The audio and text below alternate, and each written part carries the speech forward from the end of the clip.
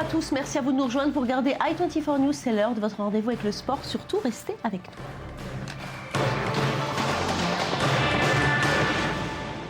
Et une fois n'est pas coutume, on ouvre cette émission par du ski. Lindsey Vonn, l'américaine, s'est imposée à Cortina d'Ampezzo et remporte sa 62e victoire de Coupe du Monde. Elle égale ainsi le record mythique de l'Autrichienne Annemarie Moser-Pröll. Lindsey Vonn a vaincu le brouillard et les difficultés d'une piste irrégulière pour égaler ce record du monde. Elle est en tête du classement de sa spécialité. Bravo à elle.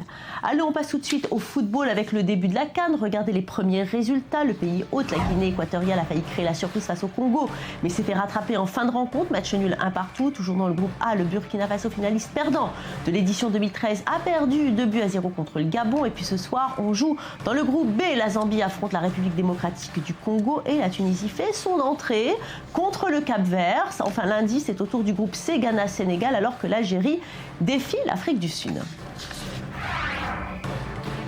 L'Afrique du Sud, justement, qualifiée sans problème pour cette Coupe d'Afrique des Nations. Tirage difficile pour les Bafana Bafana, comme on les appelle. Groupe C, c'est donc le groupe de la mort avec l'Algérie et le Ghana, on vient de le voir. Mais les Sud-Africains ont terminé leur préparation par une victoire 3-0 face au Mali. Ils ont fait le plein de confiance et ils assurent ne craindre personne et rêvent de rééditer leur exploit de 1996. Regardez. C'est la première fois depuis 2008 qu'elle décroche son billet pour la Coupe d'Afrique des Nations. Il y a 2 ans, l'Afrique du Sud avait été qualifiée d'office en tant que pays hôte. Et ce billet, elle l'a décroché de belle manière, sans encaisser aucune défaite pendant toute la phase de qualification. De quoi doper la confiance des Bafana Bafana et les espoirs de leurs supporters. Je suis sûr que tout le monde a hâte que nous remportions le trophée. Et je sais que les Sud-Africains ne se satisferont pas de la 2e place. Une victoire qui revêtrait une dimension très particulière pour une équipe frappée par une tragédie en octobre dernier. La mort de son gardien et capitaine Senzo Meyiwa, tué lors d'un cambriolage qui a mal tourné à Johannesburg. Ce drame a évidemment contribué à tisser des liens très forts entre les joueurs, une forme d'union sacrée. En tant que capitaine, il n'est plus. Mais nous avançons comme il l'aurait fait, en lui dédiant les matchs. Et nous gagnons match après match en son nom, avec cette équipe nationale. Mais l'Afrique du Sud va se frotter d'emblée à des adversaires difficiles, car elle a hérité du groupe C, le plus relevé, avec le Ghana, le Sénégal et l'Algérie, l'équipe africaine la mieux classée au classement FIFA, qui sera son premier adversaire.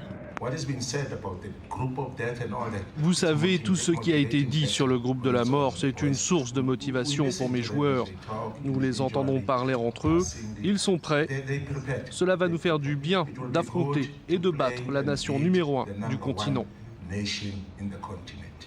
Les Bafana Bafana n'ont remporté qu'une seule fois la Coupe d'Afrique des Nations, c'était en 1996.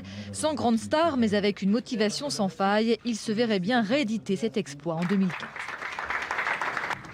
Et si on joue la Coupe d'Afrique sur le continent noir, une autre compétition régionale a lieu de l'autre côté de la planète. C'est la Coupe d'Asie qui se tient en Australie et justement, le pays hôte fait bien les choses et s'est qualifié pour les quarts. 2e du groupe A derrière la Corée du Sud. Les Socceroos connaissent déjà leurs adversaires puisqu'il s'agit de la Chine. Les Chinois qui ont terminé premier du groupe B avec 3 victoires en 3 matchs.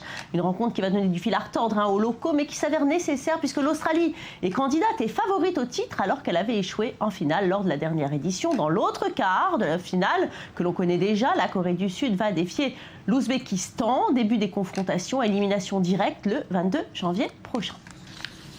Et puis on passe du football international au championnat de France, la Ligue 1 toujours sous la domination de Lyon, qui se hisse une semaine de plus en tête du classement grâce à sa victoire 2-0 sur Lens. Monaco est sur une très belle série, victoire 1-0 contre Nantes. Sur les 10 derniers matchs, toutes compétitions confondues, les joueurs du Rocher ont gagné 9 fois pour un match nul. Bordeaux continue d'être irrégulier avec une défaite surprenante à domicile contre Nice. Montpellier monte à la 6e place grâce à sa victoire 3-2 sur le terrain de Metz.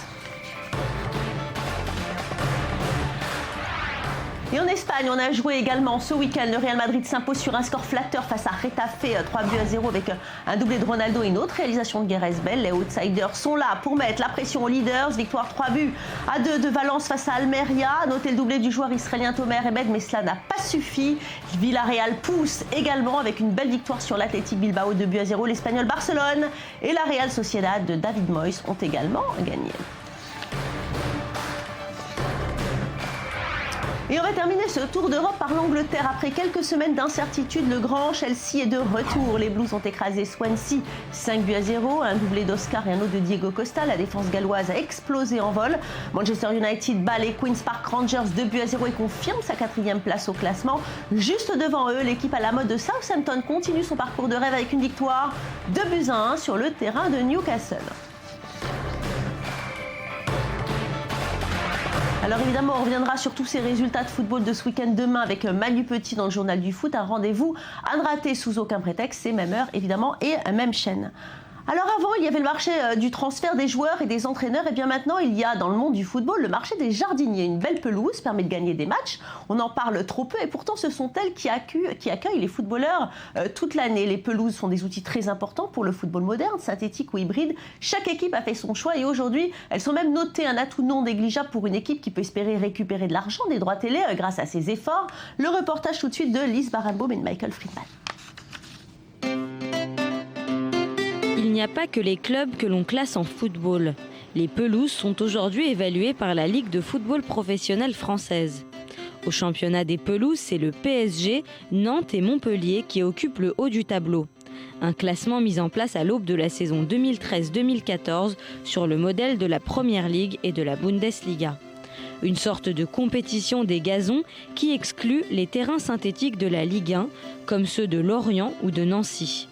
C'est comme souvent Paris qui détonne, en recrutant à l'été 2013 Jonathan Calderwood, meilleur jardinier de Première Ligue, les dirigeants qatariens avaient envoyé un message fort. Si Paris veut se hisser parmi les 5 meilleurs clubs du monde, sa pelouse doit aussi faire partie des meilleures surfaces de jeu de la planète. Technique. Précision. Il ne laisse rien passer.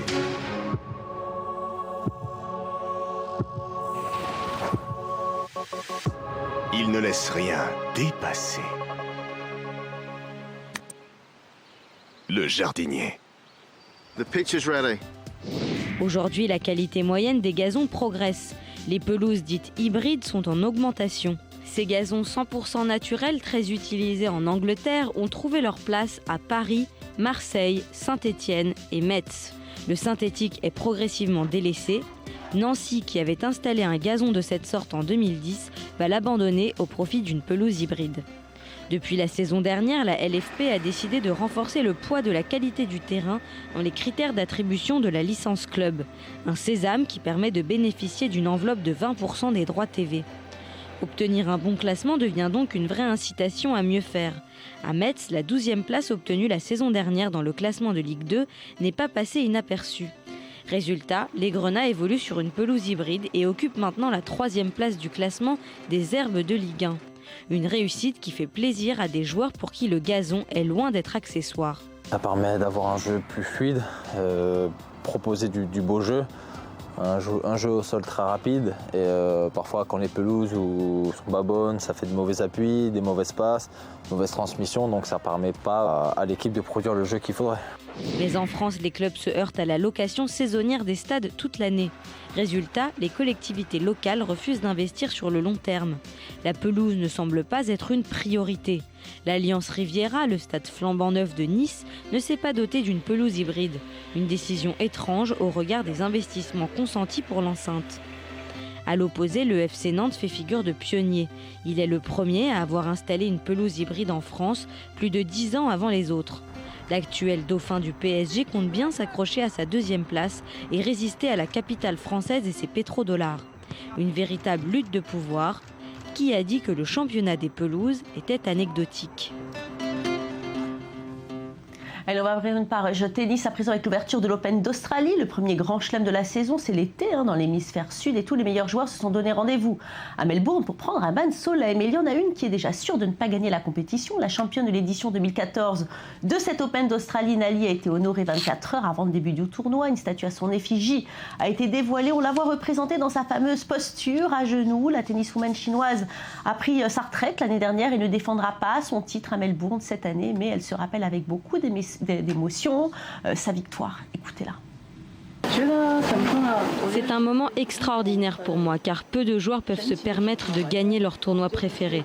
J'ai vu beaucoup de photos de ma victoire l'année dernière et ça me fait du bien car c'est une forme d'accomplissement et d'encouragement pour moi.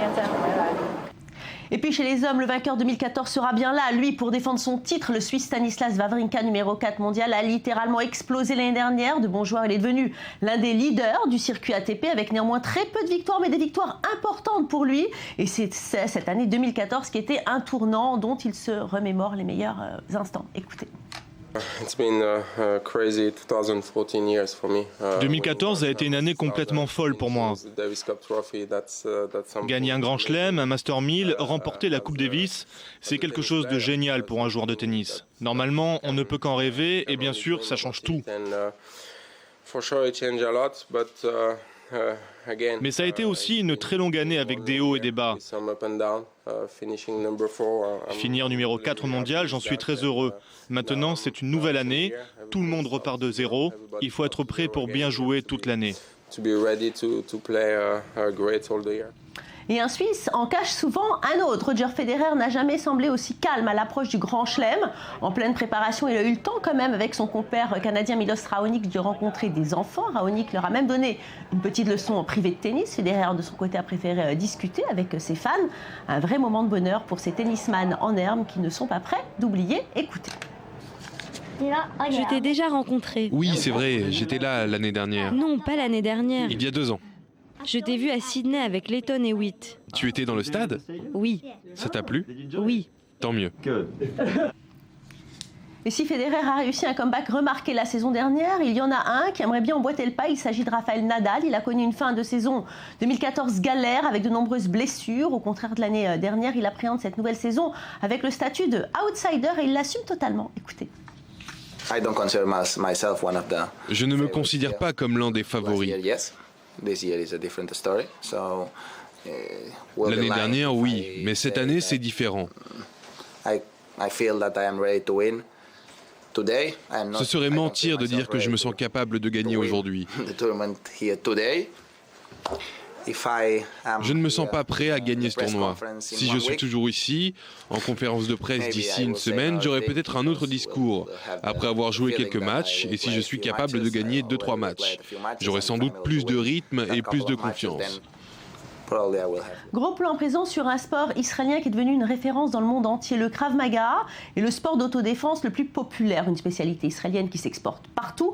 Un des principaux adeptes, Kobi Lichtenstein, donne des cours depuis des décennies. Femmes, enfants, hommes, professionnels et amateurs, ils sont des millions à pratiquer cette discipline. Alors, rendu célèbre par nos soldats de salle qui le pratiquent, ce sport sans modération, notre reporter Sacha Rebout est parti à la rencontre de cet homme qui nous explique sa passion pour ce sport. Regardez les images. Le Krav Maga, sport de défense israélien, a vu le jour dans les années 50 sous l'impulsion d'Imi Lichtenfeld, un ancien lutteur et boxeur tchécoslovaque immigré. Depuis, ce sont plus de 25 000 adeptes sur toute la surface du globe qui pratiquent ce sport, ainsi que les services de protection rapprochés, les services secrets et les plus grandes armées du monde. Kobi Lichtenstein est un des plus grands maîtres de cet art, auquel il fut initié dès son plus jeune âge. J'ai commencé le Krav Maga à l'âge de 3 ans. J'étais l'élève d'Imi, l'homme qui en est à l'origine. J'ai commencé cela personnellement comme une mise à l'essai et finalement, elle dure jusqu'à aujourd'hui. En 1990, alors qu'il a 26 ans, à la demande de son professeur, le grand maître Lichtenfeld, Kobi Lichtenstein part vivre en Amérique du Sud pour y développer l'art martial israélien et l'enseigner à toutes sortes d'élèves. Le Brésil a très bien accueilli le Krav Maga. Les gens ont peur de marcher dans la rue là-bas. Nous avons eu plus de 10 000 élèves, que ce soit des civils, des policiers ou même des soldats. Leur tranche d'âge est bien sûr importante, allant des plus jeunes de 11-12 ans jusqu'aux plus âgés. Certains dépassent même les 80 ans.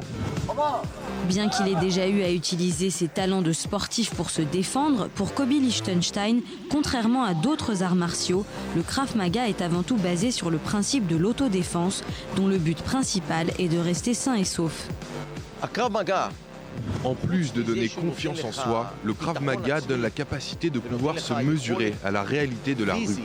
Si tu sais te défendre face aux dangers que l'on peut y rencontrer, alors tu rentreras chez toi en paix. Et c'est ça le but principal du Krav Maga. Donner aux élèves la possibilité de rentrer chez eux sains et saufs.